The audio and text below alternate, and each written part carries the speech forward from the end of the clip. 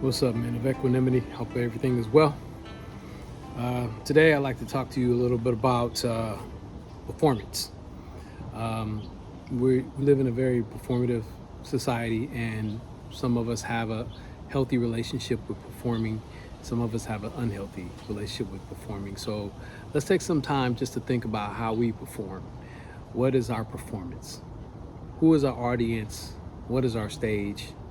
How much tap dancing do we do in the course of a day or week or a month? And for what reason and to what benefit? Let's say we break down our relationship with performance in three different categories. One being healthy relationship with performance, where you know at what points in your life you need to perform, for who and to what benefit. It doesn't drain you, it actually builds your confidence.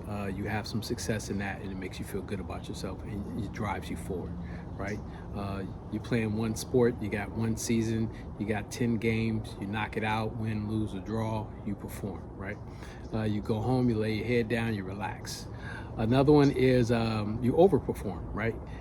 You're constantly seeking approval from everybody and anybody, people who don't matter, people who don't pay your bills, people who don't love you, people who don't even care, people who's going to forget about you tomorrow. So if you're constantly feeling as if you're having to perform, you're having to impress people and get their approval and get on their side, that could be draining. You could really be wasting your time and energy when you could be spending time with people who really care about you and really love you and build you up. So let's take a look at what platforms do we perform in and why. We don't want to drain ourselves. We don't want to overperform, because when we tend to overperform, what we're saying is we're not enough.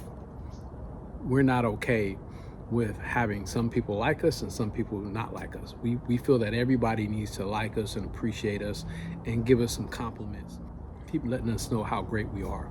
And that could be draining. It shows that in our cup, there's a leak somewhere, and we constantly need for people to fill it up.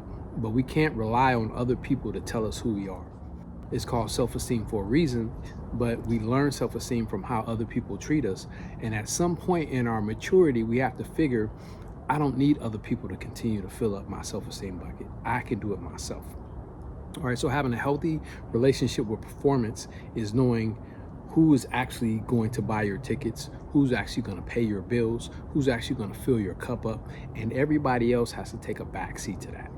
All right, and then the third level of performing is, I don't give a fuck about performing for anybody. I'm love me or hate me, I don't care, right? That could be good, but it's probably too extreme, right? Where it's like you've checked out, you don't care. You've hit so many different losses that you know what, I'm out of the game, I don't even want to play anymore. That's not healthy either, right? Some people need you to perform. Some people need you to turn out and turn up and show them the way, and to engage and interlock with them and show them a better side of life. So we want to perform for those people who really need to see that. And if we have given up on life and in relationships and trying to build a relationship with our kids and trying to have a healthy romantic relationship or having a healthy career where we're accelerating, there might be a lack of performance, and that's probably due to a lack of confidence in yourself. So if that's where you find yourself, let's sit in where you're at and try to dig into why you've come up with these conclusions and why you are motivated or not motivated in certain ways, and see if you can adjust to a more healthier balance, right? Equanimity is all about balance.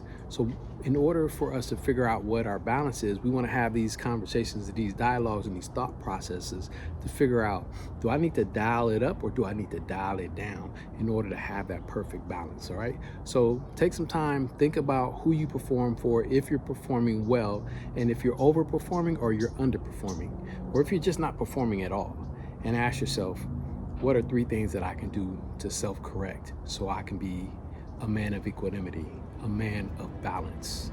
All right? I say.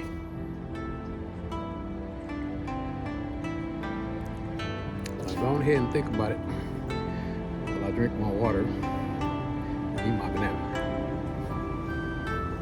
Peace.